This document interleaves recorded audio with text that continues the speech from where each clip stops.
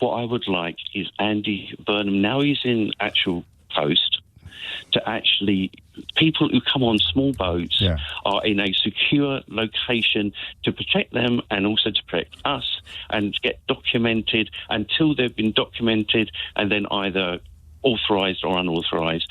I'm all for legal immigration when they bring something to this country and help us and we help them. Well, I don't want to see all these boats coming across undocumented. We haven't got the forces. So they should be kept under lock and key, and I'm not being emotive, until it's been proved that their asylum application is genuine. Yes. And then they'll move into a house in Thetford. Then they'll move into a house in Thetford. They'll move into a house. Oh, come on, Greg, we're being a bit.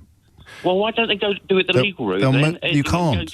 There isn't one. Why can't they go to an embassy or something like that? You can't. There isn't one, Greg. Well, you can't walk up there and say, I'm looking for asylum. No, not since the last government was in power. That's ridiculous. Well, how can you not know that? Respectfully, don't think that I'm bombarded, but how can you not know that? I'm just a normal person, ex-forces in this country. And so you're talking about a form... security. Well, what about if I use the phrase concentration camp? That would be too emotive, right? No, I think that's emotionally charged. Yeah, I do too. But that's what we're talking about. I'm not accepting that. What I'm talking about... It would be a concentration of people in a camp. Listen, I'm not called for by people who don't know that you can't come here via a safe and legal route. Like people like you, Greg. I know they're coming down, but the point is we haven't got the food, we haven't got the resources to keep allowing them to keep coming in. Got the food. Immigration is brilliant. Maybe if you're thinking radical about this, James, maybe somebody like Nigel Farage, who's done absolutely nothing to the fact of being born in Britain. Whenever he was born 50-something or 60-something years ago, he contributed nothing for that fact that he was born in Britain. Similar to 69 other million people in Britain who were just by the pure chance born in Britain. And we compare that to somebody who pays money, who takes risk, who takes time to reach the shores of Britain, to make a new life in Britain. Isn't that admirable? Well, to you it is, and to me it is, but all it takes is one person to stand up with one genuine case of one of these people who's come over doing something awful, something hideous, something criminal, and what no one seems to be attempting in the political sphere is to ring-fence that. And that's why I began the show this morning, oddly, by talking about the fact that some teachers commit terrible crimes and some footballers commit terrible crimes and radio presenters commit terrible crimes and Capricorns commit terrible crimes, and nobody ever tries to pretend that because of that terrible crime over there, everybody with a shared characteristic should be punished. Maybe we need to change the way we do things together. Actually, I normally steer clear of immigration conversations because I just feel that we've been having them for years and everything's getting worse, not better. You are more likely to believe that immigration is going up if you have a problem with immigration. It should be the other way around, right? If you're largely comfortable with immigration, then why are you the one that knows the numbers and the figures? Why are you worried? You wouldn't even be particularly worried about it. Why aren't they celebrating?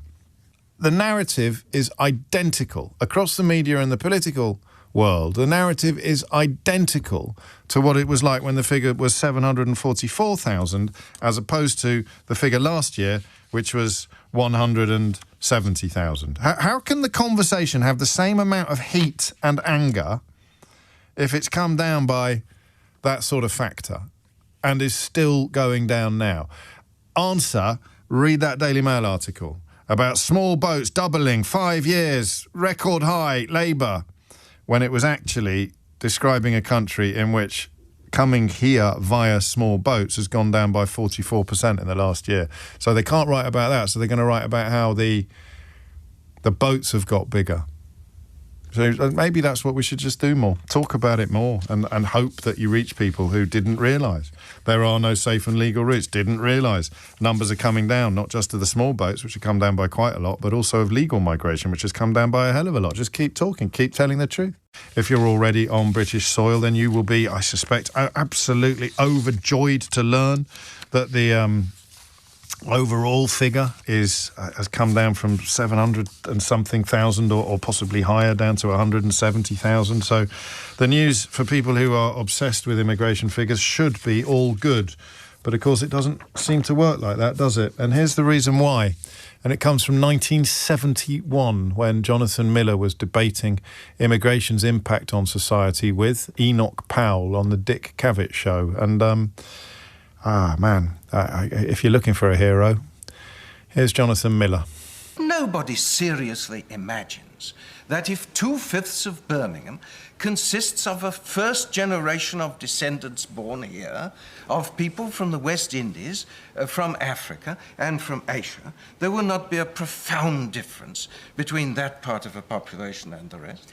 I think there may be a difference. In fact, there certainly will be a difference. Whether that difference is enough to promote anxiety, unless someone declares... You think nobody would notice? No, I think they'll notice, certainly. The question about is whether they will notice with fear and horror, unless someone announces to them that fear and horror are an appropriate response to such a fact. I see.